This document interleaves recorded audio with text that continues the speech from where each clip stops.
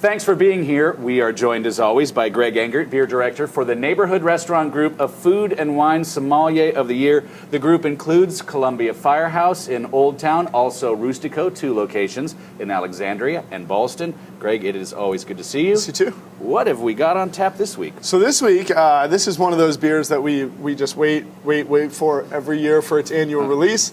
It comes in with great fanfare and goes away relatively quickly, although I will say that as far as Boulevard's epic Saison-Brett goes, this year it seems that our market was blessed with a little bit more than I've seen in years past. So you'll see it still on draft in a number of places. In fact, we still have some over at GBD, our fried chicken and donuts place. We're still serving it on draft over there, also in Red Apron, Union Market. So it is fantastic. If you can find it, grab it and enjoy it, because it's one of the best. This is from Boulevard Brewing Company out of Kansas City, Missouri. Make a host of exceptional ales. I think we talked about 80 Acre, the hoppy wheat beer the other day, which is dynamite, quintessential summer beer. But Saison-Brett is possibly their most sought after beer, the biggest whale that they produce, and it's one that has an interesting story to it. So why don't we we'll jump in and taste it. It's called Saison-Brett, so you can expect just that. It is a Saison farmhouse ale style, finished in the bottle with Brettanomyces. Fantastic color. And it's also finished in the bottle, I should mention too, with champagne yeast. The champagne yeast is what re-ferments first to give us this beautiful creamy carbonation, and then the Brettanomyces comes in later to layer it with all the funky flavors.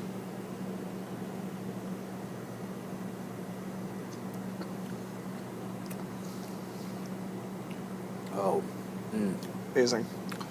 The first, I think one of the most impressive things about this beer is, it really was one of the first Brettanomyces laced saisons to get out there and make a name for itself.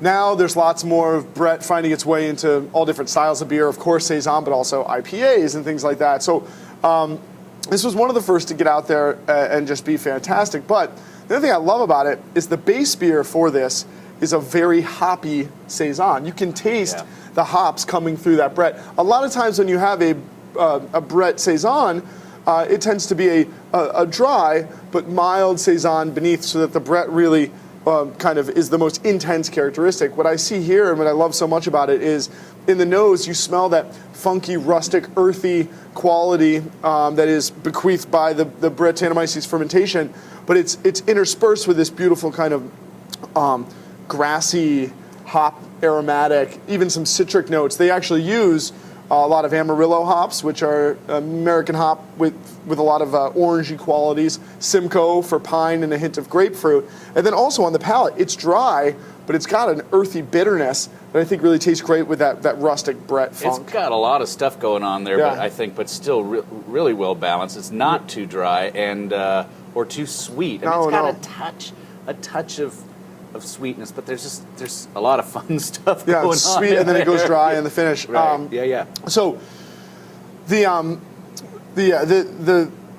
where this all came from is very interesting. So years ago, first of all, Boulevard has a series called the Smokestack series, and this is their kind of their specialty line outside of the standby beers that they produce year round. They started the Smokestack series where they release their specialty beers, originally one-offs, but then they would rebrew them.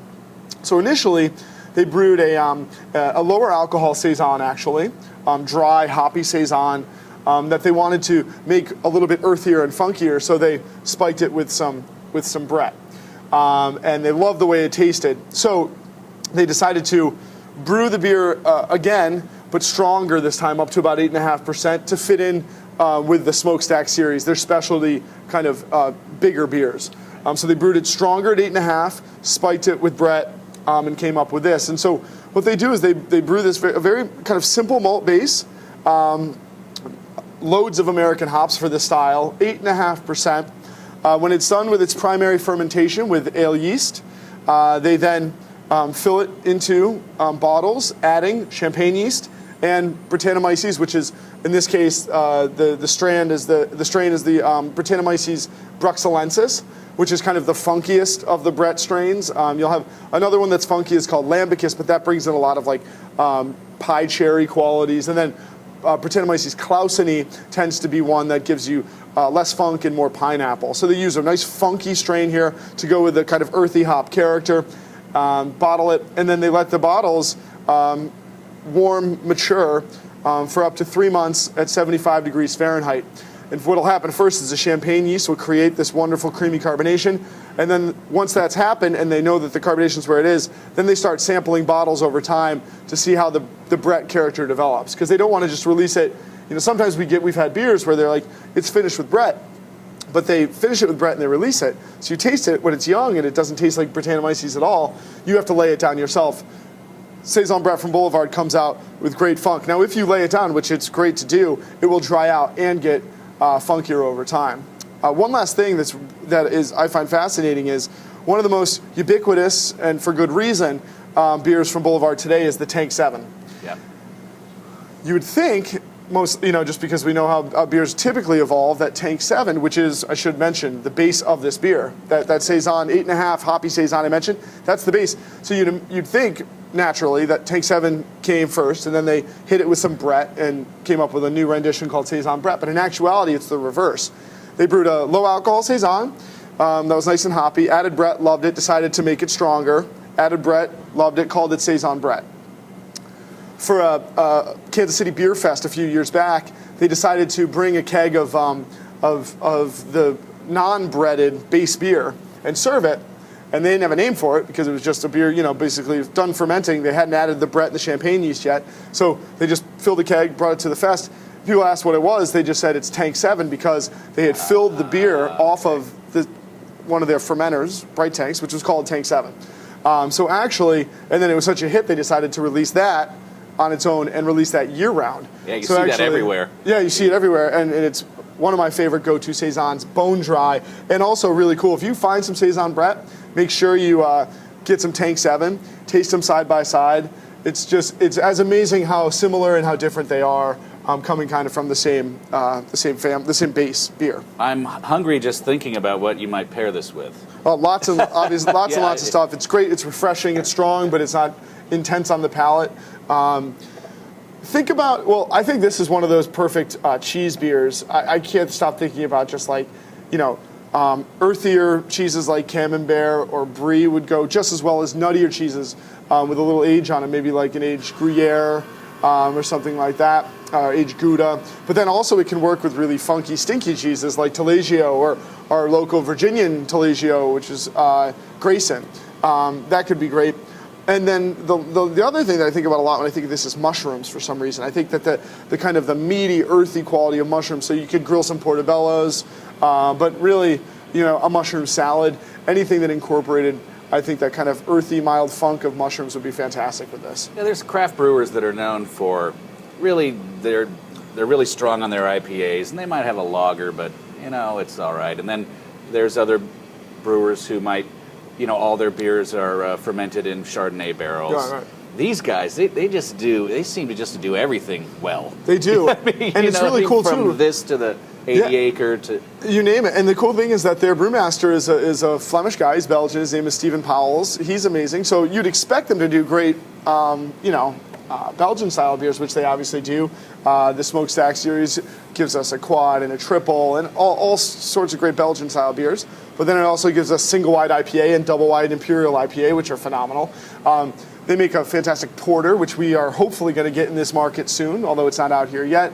Then they make an unfiltered wheat beer that's amazingly fresh and crisp, but then they make a hoppier version of that, the 80-acre, that's great for hopheads in the summer. So you're right, they really do cover all their bases. And what's even cooler is they make lots of beers we don't even get here.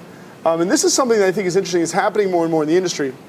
When it used to be a brewery would go to market and they'd send the stable, send it all, because back in the day there weren't a lot of options out there. But now, because the field is so crowded, when Boulevard comes to market, they don't just send every one of their year-round beers in cases and kegs. They're very selective. So they'll enter the market with unfiltered wheat because they feel like the market could use that and they'll do well.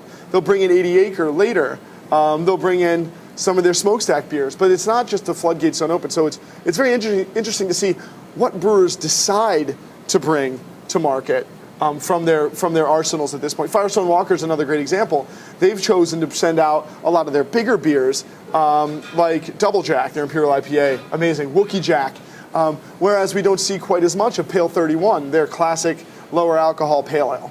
It just seems like it would be a wise marketing sort of move, at least if the consumer is meat, because then, there's something new from them. And I don't know why, but I just think people do react differently than if they just sing a line of 8 different beers in front of them. Maybe not everyone is that way, but I think I'm that way.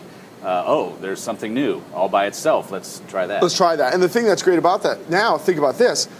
If you take say you make 6 beers year round, but you don't send them to the market. Well, now, if Boulevard were to send us some of their porter, which is fantastic, it comes in very small amounts. It's going to appear to be a one-off. Everybody's going to go crazy for it, and you create a new demand based on scarcity that is reinforced by the quality of the beer. So you can kind of create a scarcity effect out of beer that you actually have quite a bit of, and you can drop that in all your different markets. So to your point, I think it's a smart move. And also when you come to market too, you want to come with some beers and concentrate on the sales of those and make sure it's out there and get your name out there. Get it so that you can count on a beer. If they come with 5 to 10 different wheat beers, you're going to be overwhelmed. But if they come with 80 Acre and then you see it everywhere, you can count on it. And to your point about a lot of breweries, craft breweries, you don't ever see all of their beers, so that gives you a reason to go visit. Right. Don't give away the whole store. And on that note, I should mention, and I was John McDonald, who's the founder of Boulevard, was in town not too long ago, and we were chatting, and I told him this, and I'm not making this up at all. One of my good friends that I met actually through the restaurants, big beer fan.